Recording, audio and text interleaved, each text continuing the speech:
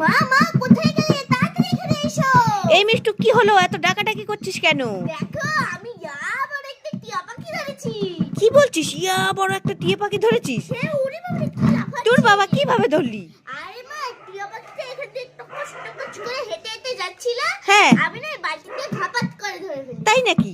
তাহলে তাড়াতাড়ি হাত দিয়ে ধর।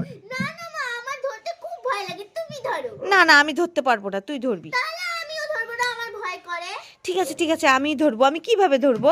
আমি যখনই বালতিটা এমন করে উঁচু করবে, তুমি ঘপত করে ধরবে। কেমন করে ধরবে? তুই যখনই বালতিটা উঁচু করবি তখনই আমি ঘাপাত করে ধরে নেব। হ্যাঁ ঠিক আছে ঠিক আছে। ঠিক আছে ঠিক আছে। 1 2 2 3 3 ধরো ধরো ধরো। এই তো, ওরে বাবা, আবার কথা বলে। এই এই অনেক সুন্দর তো টিয়া পাখিটা। তাই না? হ্যাঁ, এই মিষ্টু, চল এটাকে আমরা বাড়িতে রাখবো। হ্যাঁ মা, চলো চলো। আজকে কি আমি তোমাকে ঠকিয়েছি? না, মিষ্টু আজকে ঠকায়নি। দেখো, সত্যি সত্যি ঘাপাত করে টিয়া পাখি ধরেছে।